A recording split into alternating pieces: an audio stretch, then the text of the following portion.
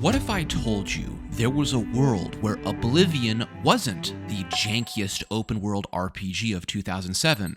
A world where a small Polish studio looked at Bethesda, looked at Todd Howard, and said, yeah, we can do that too. Bugs everywhere. That world exists. In fact, it's two worlds. I'd never even heard of this game before, despite dozens of you telling me I had to try it, so today I'm fixing that. I'm going to spend the next 24 hours playing Two Worlds completely blind. No guides, no wiki, no spoilers, just me and whatever this ancient piece of software throws at me. Let's start with a bit of history.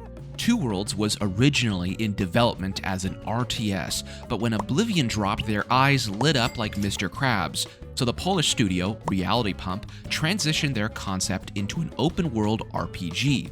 The only similarities between these two genres is that they have a three-letter acronym that starts with R. And the reviews from 20 or so years ago reflect that. They weren't great, from what I can tell. This game released when I was exiting kindergarten, so I don't have any first-hand experience.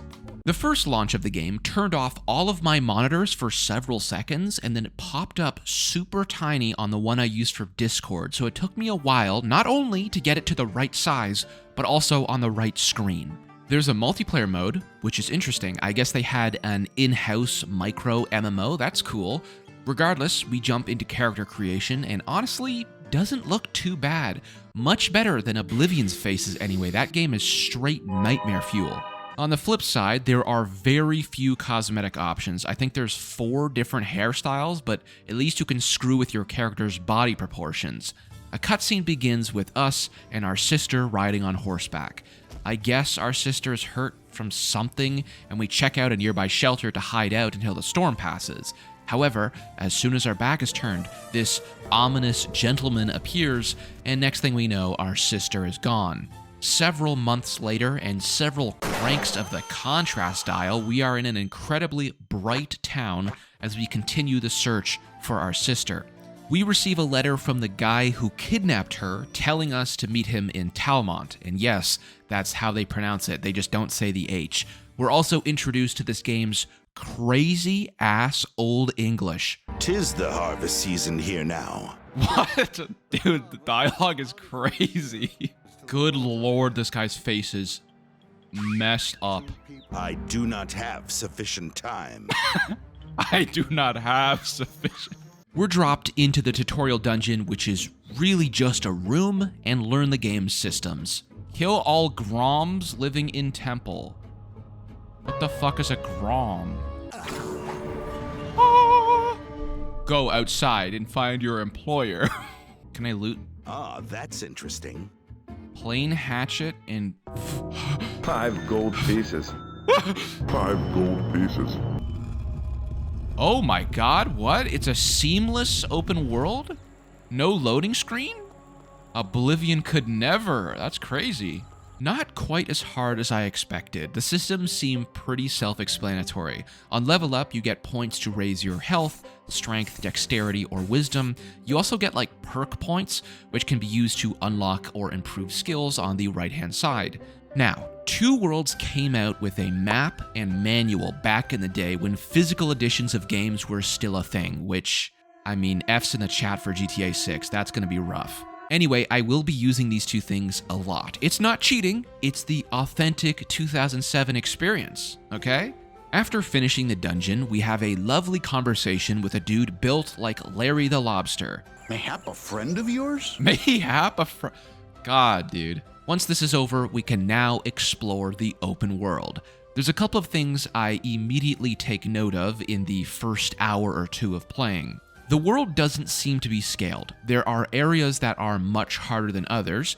Reputation can be earned from various factions like this one, the Brotherhood. They asked me to investigate bandits raiding their horses, and I did.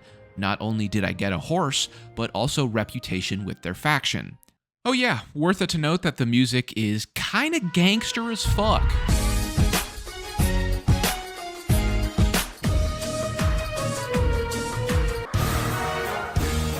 Teleporting is pretty easy. It's not as plentiful as Oblivion. You can't just do it everywhere, but after you unlock these shrines, you can fast travel between them. Basically, Morrowind's Silt Strider system minus the animal abuse. I also think there might be a game before this. My character seems to have relationships with some NPCs. A lot of shit they say doesn't make any sense.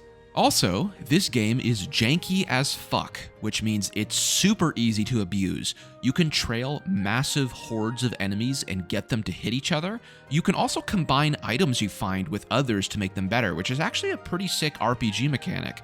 It doesn't work for a scaled world like Oblivion or Skyrim, but it actually makes it worth it to farm lower enemies so you can combine their gear together and actually get some really great stuff if you decide to put in the work. I thought that was pretty neat. What's not super neat is how often this game crashes. Uh-oh. I leveled up and crashed. Okay. And we crashed. Okay. How are we back here again? What do you mean? I have to do that all over again? I quick saved.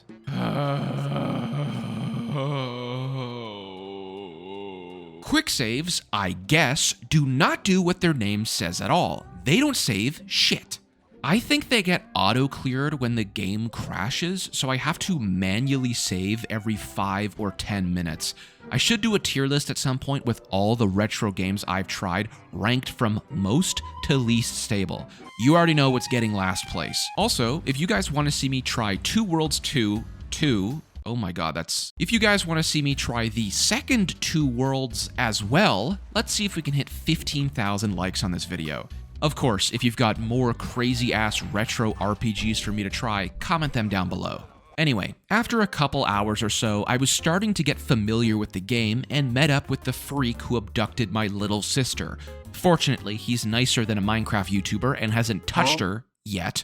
He's just a messenger. This guy's name is Gandohar, and he tells me his masters are holding her hostage in some place called the Goat's Cave. No idea why LeBron has a cave named after him in Two Worlds, but we head over there only to die in a single hit. Okay, let's not go that way. I try to head east instead, but also am just pitifully weak.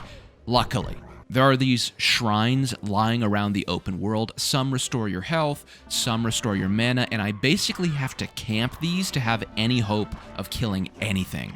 I felt like I was missing something and headed back to the starter village. Turns out there was about 4 quests that I missed, all of which are in this bastard of a town filled with orcs who literally one-shot me. Okay, I guess I can't do that yet either. The one piece of content I found I could do was in this ruined castle. It's pretty empty, filled with corpses, dragon skeletons, and some dudes with cool armor, but it actually has a dungeon in it. Now, I say dungeon lightly, because most of the times, the dungeons in this game are like 2 or 3 rooms with a couple enemies. Not super interesting, and rarely do they have good loot. That was the case here too. There's a guy behind some locked bars, but I can't get in, which makes me think I need a key from someone. I spend about 20 minutes exploring this ruined fort, but I'm out of lockpicks and I don't find anything. I'm about 3 hours deep at this point, and I'm stuck. Okay, I've been playing for just about 3 hours, and I'm not gonna lie, I am pretty stuck. I am not strong enough to basically go anywhere outside of the vicinity of this city. And I also am a bit sad because I don't have any cool magic spells. I've got cool armor and weapons, but I have seen 0 progression magic-wise. Now that I finished recording the video and I've done some research, even if I wanted to cheat and look up guides online, I literally couldn't. Two Worlds is niche as fuck. There's almost nothing posted about it, so I can either keep trying until I figure the game out, or fork over some money for the digital strategy guidebook. You know a game's design is rough when they can sell a strategy book. Skyrim has a strategy book, but it's free because the only people who would need it have single-digit IQs. I'm stubborn, but I ain't forking over the price of the game again for a goddamn book. I was ready to play this janky mess until my eyes bled and until I got good, which is exactly what happened. After about 3 or 4 more hours of hard gaming, I'm fucking bitches left, right, and center. I was even able to take down this world boss. But it wasn't all sunshine and rainbows. Oh no. Let me run you through the trials and tribulations I had to endure before we got to this point. After realizing I couldn't do any more quests in the starting village, I head to the next place I see, an actual city. This place is actually buzzing with people. There's a shit ton of NPCs. Did they only model a single female texture for all the women? Yes, but this was my first glimpse of civilization. This city is called Tarbakan, and besides being massive, it's also not stable. Oh, we crashed. God damn it. I haven't crashed in a while, but that one sucks, because that's probably like around 20 minutes gone.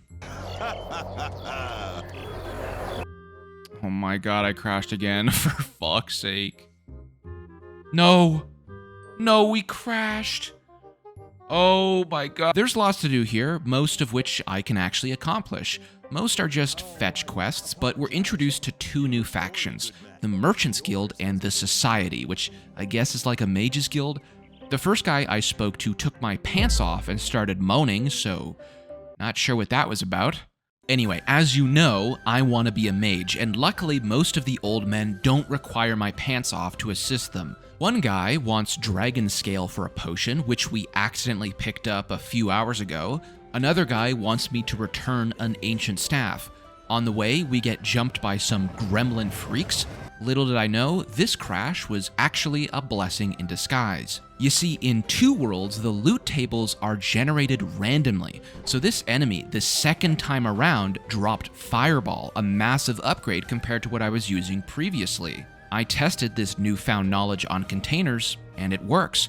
Quick saving before opening a chest can give you different loot pools each time. Good tip if you ever plan to play this, which probably none of you do. My new spell, Fireball, is melting enemies like butter, and just when I think I'm in the clear, this happens. No, I tried to save again and it fucking crashed. What do I do? What? There's no solution. You can't save more frequently, because every time you save, you have a 50% chance that the game breaks. This was really bad, near unplayable, and the amount of time I had lost due to the dozens and dozens of crashes were starting to add up. Out of desperation, I tried the second launch option on GOG. Either you can launch it normally, which uses NVIDIA physics, or you can launch it with AMD. I don't have an AMD GPU, but for whatever reason, the AMD option is infinitely better. You get more stuttering, but you don't crash, and for me, that's well worth the trade. We helped this chud outside a cave recover this long-lost ring in a dungeon. Like, an actual dungeon this time. It's probably the first real RPG dungeon I've done in this game so far. The thief at the end surrenders and says, "Hey, why don't you wipe out the rest of these skeletons and I'll give you some money and the name of the dude who summoned them." When we finish clearing out the cave, we head to this old necromancer who's actually pretty chill. He says if we give him some taint, he'll teach us powerful necromancy spells. If I was going necromancy, these would probably be insane, so that's too bad. The good news is there's lots of taint jokes, and I honestly can't tell if it was intentional or not. May your search prove taintful, fruitful. Alright, this guy wants some taint. Fucking awful thing to say out loud. I have found your taint chute. Come on, even back in the day, they must have known. Bring me some more taint. Come on, bro. They knew what they were doing. They knew what they were doing with this quest. Anyway, it's time to finally grab that stuff we need for the Mages Guild, and I'm low-key farming dudes. The progression in this game is fucking awesome. I feel so much stronger than before, and I can literally one-shot everything in the starting area. These goblins are a bit trickier, but not much of a problem for me. Now that I'm feeling myself, not like that, I decide to head back to that village where I was getting my cheeks clapped. Now, however, the tables have turned. I am the one who claps. I'm able to check off 3 or 4 quests here from the starting village, along with handing in that Earth Staff for the Mages Guild. We're level 14, and we're even able to take down a Cyclops. We did it, Joe. We figured out 2 worlds. But you know what's even better than that? We have a sponsor on this week's video, friend of the channel, Raycon, and their bone conduction headphones. The unique headphone design for these wireless beauties allows them to sit just outside of your ear and use off-ear audio so you can still hear your music, podcasts, or calls while also staying aware of stuff like traffic or people around you. I like the bone conduction headphones specifically for outside activities, whether I'm going for a walk, a hike, or just being forced to do chores around my parents' house while they go on vacation for the millionth time this year. They're also built for all-day use with up to 13 hours of battery life. They're IP68 waterproof and dustproof, which means they're comfortable and safe to use in rain, shine, or snow. As always with Raycon, you're getting really solid performance without the premium price tag. Over 3 million people already use them, and they come with a 30-day happiness guarantee. Go to buyraycon.com/frostbreakbc to get 20% off your order, or check the link in the description. Thanks to Raycon for sponsoring the video. Let's get back into it. Oh shit, I completely forgot about my sister. Her captors have been in the LeBron cave for weeks, probably wondering where the hell I am. My bad. This is where the story starts to get interesting, but there's about 45 minutes of exposition here, so bear with me. This green fucker, Reist, is the big bad boss, I guess. He's the one holding my sister hostage and says if I ever want to see her again, I need to work for him. We storm out, but Gandahar is outside the cave to try and persuade us further. For some reason, this dude has a relationship with our sister. To what degree, I don't know, but our sister trusts him, and he wants to make sure she doesn't get killed by Reist, despite working for Reist. It's a little confusing. To gain our trust, he relays information from our sister who tells us to meet her at a node. These amplify our magical ability and allows her to speak with us over an infinite distance. She tells us Reist is looking for an artifact our family held for generations. This relic, apparently, is the key to unlocking the God of War's tomb, Azeral. Gandahar then informs us we're going on a Harry Potter Horcrux hunt for 5 artifact pieces. Our ancestors shattered the relic to ensure this god stayed imprisoned and cursed the fragments so only our blood can reassemble it, hence why they need us and our sister alive. The first piece we need can be collected right near spawn. You can choose to ally with Karga clan or House Skeldon. The lore here is that when the king of the country died, he had to assign one of the 2 factions as governors of the North. Kind of like how Ned Stark is Warden of the North in Game of Thrones, same thing. Karga clan are the rightful claimants, having been loyal to the king and natives of this region for generations. House Skeldon fandangled their way in somehow and are mooching off the crown with illegal mining operations. I choose to side with Karga clan and have to do various quests to bump up my reputation. I'm not going to bore you with those, they're all fetch quests. After about an hour or 2, my reputation is high enough to meet with the leader of the clan. He wants me to gather proof of House Skeldon defrauding the crown by stealing their ledgers from one of their excavation sites. Since I did a few of the Skeldon quests before, they're chill with me and I just walked right in and stole it. With the clan chief overjoyed, he allows us to pick an item from his treasury, the first piece of the puzzle. Big issue I have with this game is the lack of direction. It's not like Morrowind, where if you don't know where something is, it's your fault. Two Worlds has a quest marker system like Oblivion's, but it doesn't work half the time. Sometimes it just sits on the quest giver and doesn't move to where you're supposed to go. If I wasn't allowed to use the map that came with the physical edition of the game, I would have ran my head through my wall. It actually would have been impossible. Anyway, I eventually stumbled across a small village and did some side quests, one of which, completely accidentally, takes me to this sick-ass tomb and the Earthstone is just sitting there.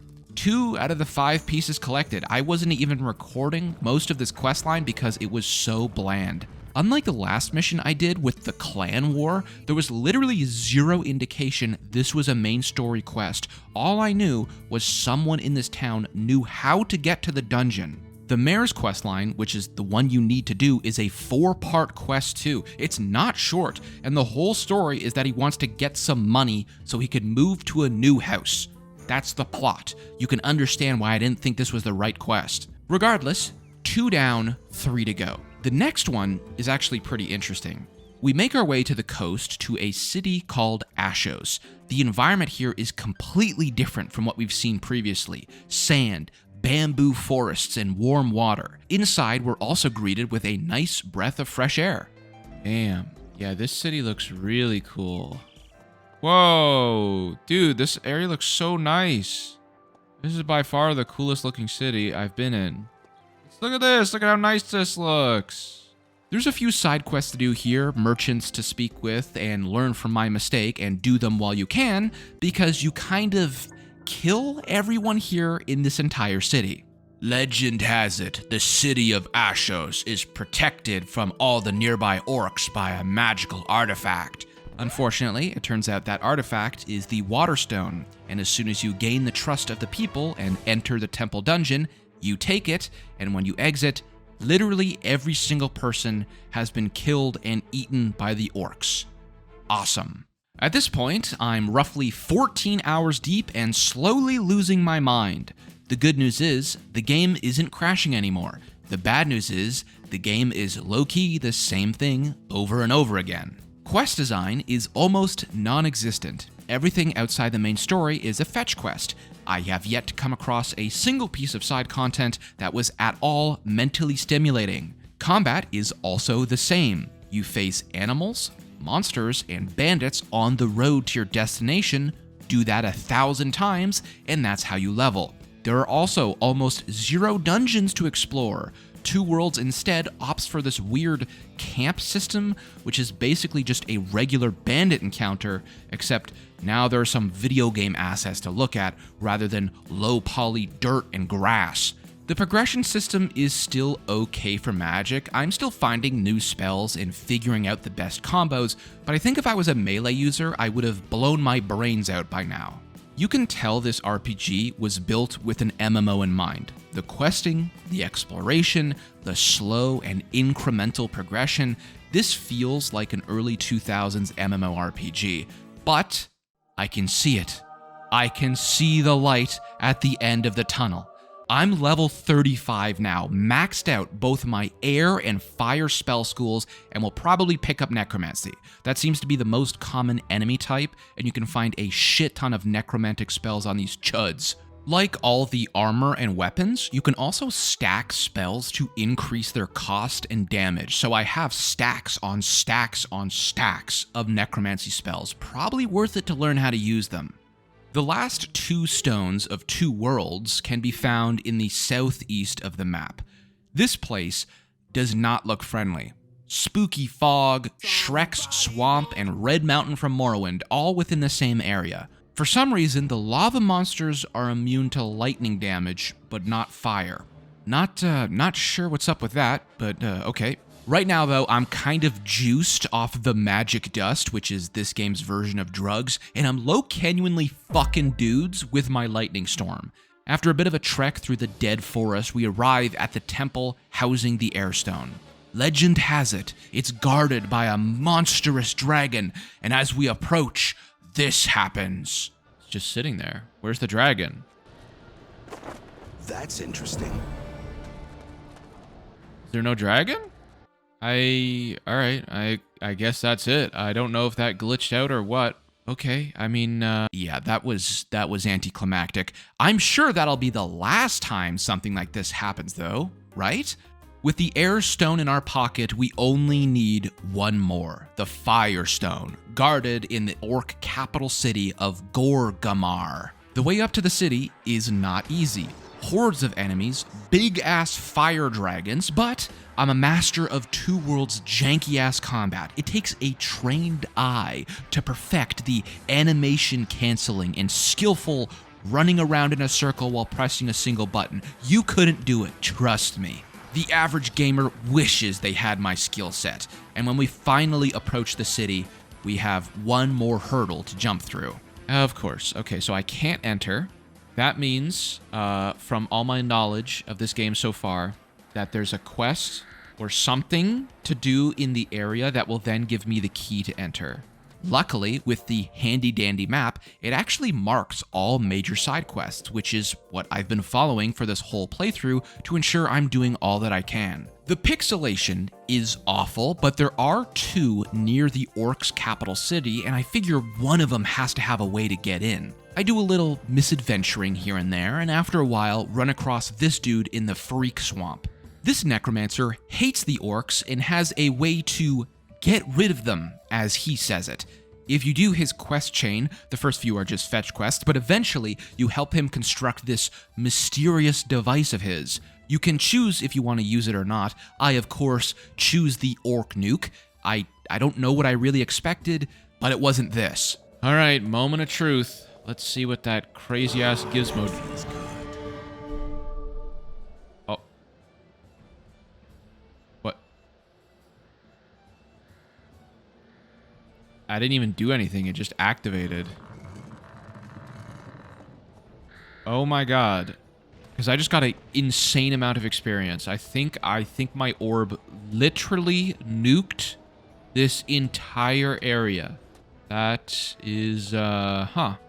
I guess I'm a genocidal maniac, because that's kind of crazy. Well, here it is. Last piece of the puzzle. We now have the Firestone and can finally begin this game's finale. Before that, I decide to do a little bit more exploring. We're over 20 hours deep at this point, and I've never been to the desert region in the Far East. I wanted to make sure I explored what I could, but man, this desert is empty as fuck. I mean, I guess that makes sense because it's a desert, but god damn. What little I did find didn't turn out super fruitful. Is there a quest to do in here? There's gotta be a side quest. What is he, fucking roasting a hot dog? Alright. That's it. Don't tell me this was just a fetch quest. Look at all this cool shit. There's all this unique... Well, okay, it's pretty empty, but there's like unique shit going on here. Did you get the potion? Here is your potion. May Malil be with you. Dude, this is what I'm talking about, dude. These quests fucking suck monkey balls and cock. What the what? They got all this cool shit going on over here. According to the map, this is like one of the 3 side quests, one of the 2 in this whole region, and it was a fetch quest for a fucking scorpion tail. God, fuck the desert, dude. This place reeks. Let's just finish up with the main story. We meet Gandahar outside the capital city of Kudanar. Now that we have the family artifact assembled, we can begin the ritual. Do you feel better? But I believe I am alive. Who are you? My name is Baylor. We were hoping to find Rist and his group here. What the fuck? I just teleported to the city? And we were hoping you would help us to find out who that person was. That was a mistake. What? What is happening? 'Twas Gandahar. Yeah, turns out I just got bamboozled. Hard.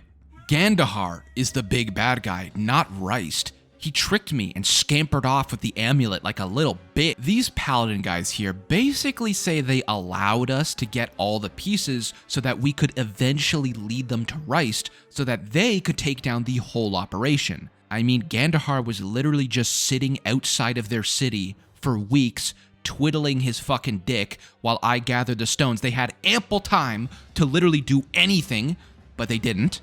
I guess, like us, they didn't expect Gandahar was anything more than a grunt, but they should have known better because guess where the final mission is? Gandahar's castle. How does that not come up in conversation? Oh, Gandahar. Yeah, that name sounds familiar. Probably because there's an evil castle in evil buttfuck nowhere that has the same name. That would have been useful information to know, guys. All right, one last time. Let's find our sister and save her. Finally, we come across Rist, this bastard who made me think that he was the leader of this stupid cult of... Actually, now that I think about it, I have no idea what their group is called. I think it's just 2 dudes trying to resurrect the god of war. Maybe they're brothers, maybe they're lovers, and they're hiding from the scornful people in this land of taint. Actually, it's perfect. That's probably what it is. Rist is mad we're about to kill his husband and turns into a fucking demon. I don't even think he hit me once. The combat systems in this game are so janky, it's unreal. He kind of just lumbered around. Actually, I did die to a trash mob in a single hit, but because dying is actually part of this game, like you resurrect yourself, everything keeps the same health. So, it's low-key stupid easy. Anyway, we take down the gay Hulk and venture into the final chamber. What the is that a flying battering ram? What is that, a spaceship? I see I must find someone to replace Reist. There's no audio.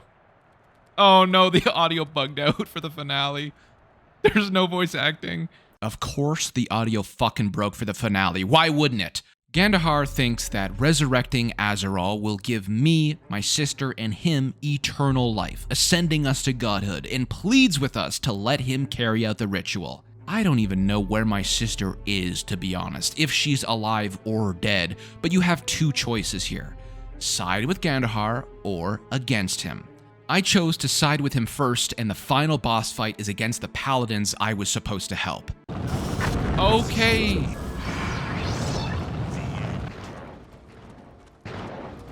That lightning spell is really good, like I can't dodge it.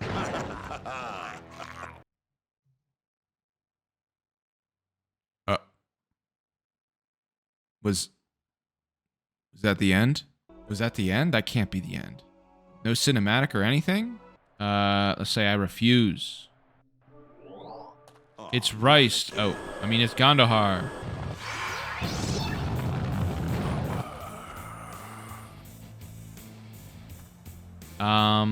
That can't be the final fight, right? Oh. Okay, well, I guess that's the end of Two Worlds. So, what do I think? I played Two Worlds for 24 hours, and here's my final review. Two Worlds feels like the developers tried to make an MMORPG version of Oblivion, but tacked on a single-player option as an afterthought. Outside of the main story, there is almost zero narrative value from any of the side quests. I think I did over 50% of them. Realistically, you only need about 15 hours to beat the main story at most, so roughly half my time was side questing. The only ones that stick out in my mind are because of their rewards, not the quality of the writing. Side content outside of questing is very bland. There are very few dungeons, very few unique places of interest. I mean, just look at the map. There are massive chunks of land with literally nothing to do. Most of these icons are healing stations, not content. The world is very empty, and it feels that way. This is salt on the wound with the game's core gameplay loop, which is highly repetitive, so you're doing the same bandit encounters over and over and over again, or you're doing the same fetch quests over and over and over again. Now, that's not to say Two Worlds has no strengths. I'm very happy I went a mage because the magic system is honestly pretty cool. It's like a card collection minigame, and every time you collect a magic card more than once, it upgrades it. I mastered 2 magic skills and I had plenty of options. The spell schools feel unique, so much so that it would take a few runs to find all the cool combos. The environmental diversity is also pretty cool. You got deserts, lava lands, plains, forests, bamboo jungle, oceanfront, riverlands, mountains, you name it. It was fun to explore visually, even if the graphics were a little outdated. Finally, I like the fact that the main story for almost every artifact piece has 2 or more options to go about it. You can play this game twice and have a very different experience, which I think is really neat. That's really cool and adds some nice replayability. Still though, the main quest is nothing to write home about. Pun intended, the writing is not fantastic, the setup is bland, world building doesn't make you care, and the ending was just not great. You're looking for MacGuffins 90% of the time and helping random people with fetch quests to ultimately achieve your final objective. It's just not for me, personally. It's funny though. This game made me laugh so many times, probably unintentionally. The way they talk is just fucking absurd, and when they try and tell jokes or be funny, it's even more hilarious. I would give Two Worlds 2.5 worlds out of 5. I can see the appeal for a multiplayer game. This would be a blast to play with friends where you make the experience more fun by playing together, but on your own, it's pretty mid for an RPG. But hey, 15,000 likes, and I'll drop another 24 hours in the sequel. Huge thank you to my members who make these videos possible. If you want to support the channel for early access to videos, exclusive content, and more perks, consider joining the channel. Special shout out to SauceDaddy86, Jason, Designated Medic, and AB for the additional support. I've been Frostbreak. Thank you so much for watching, and I hope to see you in the next one.